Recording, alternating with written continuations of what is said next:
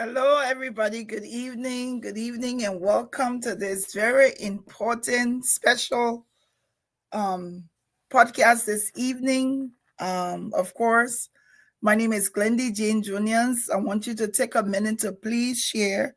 We're going to be talking to a very innovative Liberian. I know most of you do know him. We want to talk about the work that he's doing in Liberia, outside of Liberia. Please take a minute before I bring my co-host and our guests on. Take a minute to share the show. Want to make sure everybody gets to watch this podcast this evening. Welcome everybody. Thank you for being here. I've seen people are trickling on right now. We want to be able to always yes, be critical of the things about our country, but we also want to have an opportunity to say what's good about our country.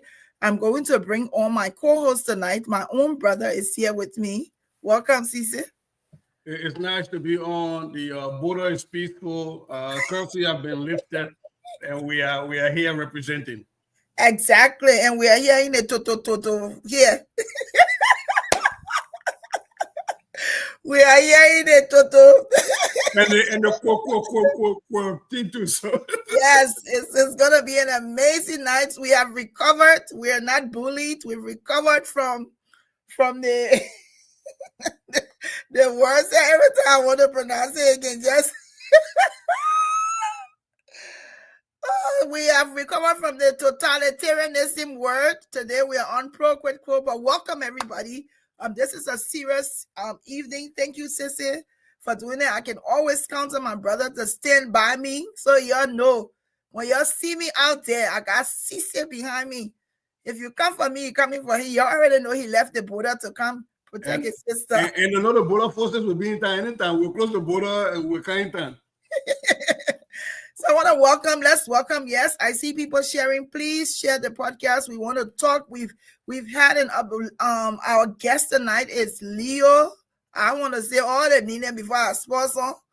But Leo Johnson is an icon for me. Someone I idolize. Someone I appreciate. I've been able to talk to him once. He's done some great work in Liberia. Want to do a follow up today on where we are, where he is, and of course, we will be watching the live feed. If you have questions about his work and all that he's doing, please make sure you type in the questions. We'll do that. Let me welcome Leo now to talk to this brother and sister duo tonight. It's not going to be an easy one. We're here together. Welcome, Leo. Thank you so much, Glendy. And you brought this man from the border today, so Yes, that is my sister. Thank you. Yeah, thank you, Leo. Welcome, and welcome everybody. Leo Johnson is our guest tonight. We'll be talking about the work that he's done in Liberia. Some of you have seen it, you've witnessed it.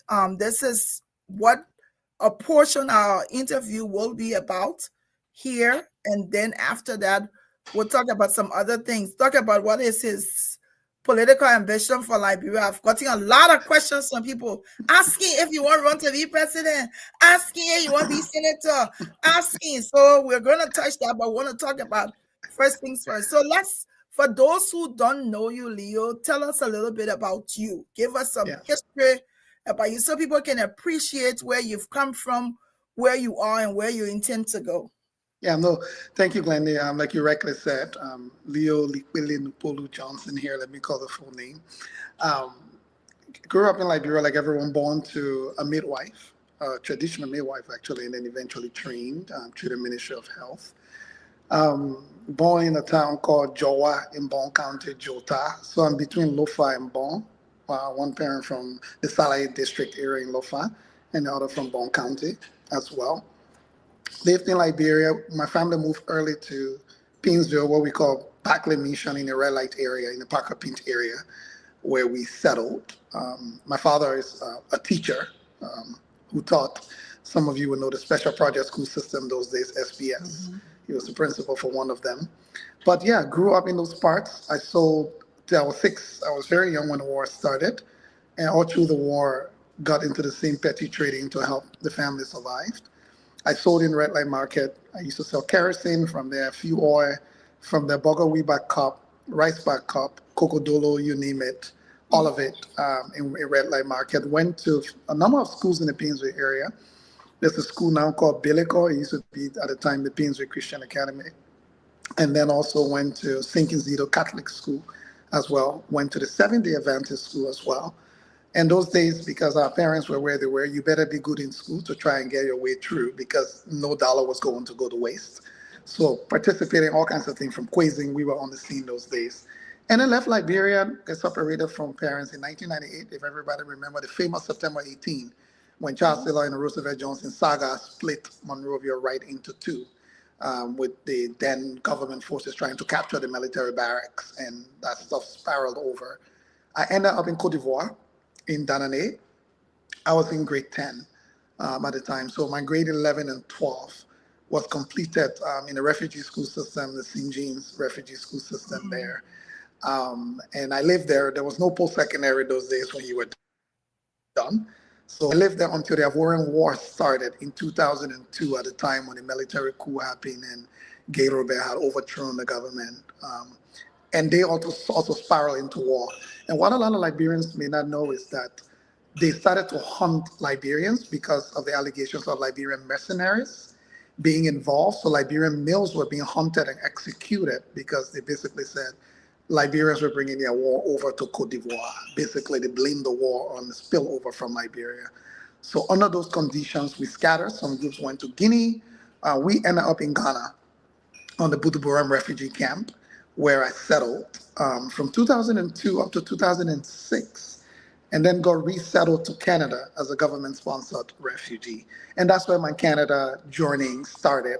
Did my university education in Canada here, but did a lot of things. And one of those things we'll be talking about today was the founding of Empowerment Square. 1 year after I arrived in Canada, I started Empowerment Square when I was in my second year at university, from what was a one-person operation to help a lot of newcomer children. It started with Liberian children who were failing in the school system, not because they were not smart, but just because of how the school system was structured here versus what they were used to. So it started as a study class program to help tutor Liberian kids about how to transition everything from digital literacy to computer literacy to all of the things that were not present in our school system. And it grew big. Kids from all over started coming, Somalia, Ghana, Nigeria. And that's how Empowerment Square started when I was in my second year. And it grew from that one-man operation today to a $5 million organization annually. Wow. So let me ask one question, and then I can go to Sise to see if he has a question about your growing up. Your story is fascinating. Are you ever thinking about writing a book? Something is cooking quietly. I've been approached by a few publishers and actually a very prolific author who's willing to mentor me through that process. So I think something will be happening in a year or so that has started to be worked on. But definitely, there's been a lot of pressure from everywhere for me to try and capture the story.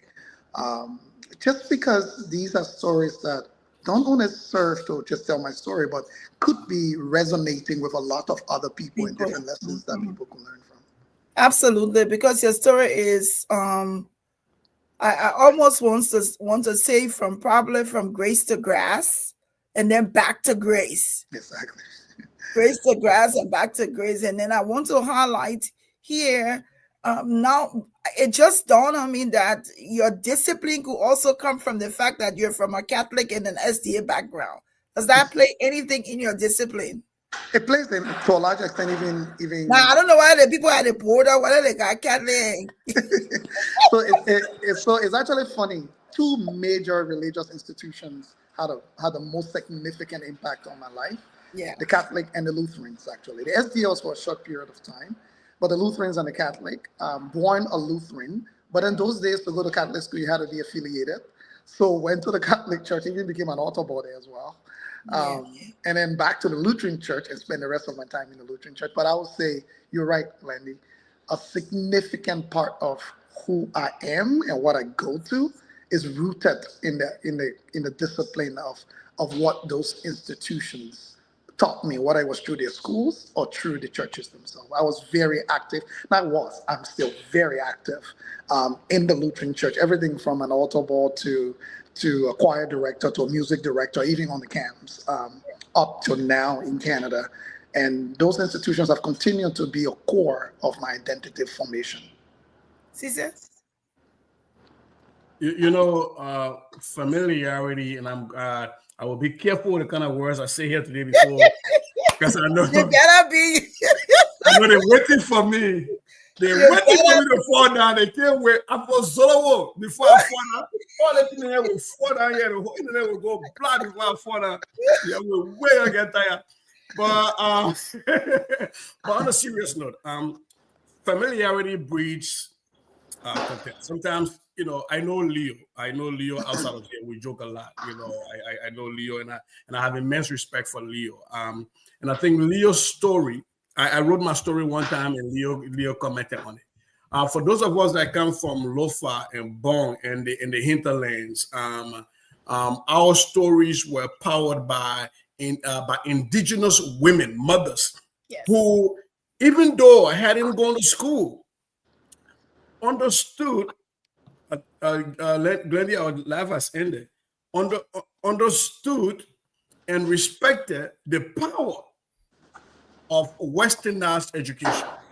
I'm saying Westernized because we had education in Liberia. In the hinterland, we had a Paro and the Sende, and that's a whole different argument. Listening to you most of the time, it's almost like when I'm listening to hip hop.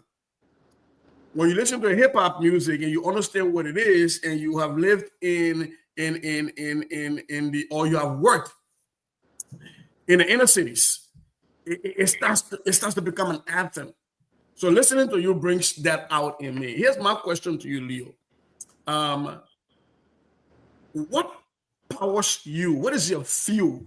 I would say this. For me, the chip on my shoulders, the reason I show all the way I show up in intellectual spaces is because my mother had me when she was in 5th grade, because women went to school late back then.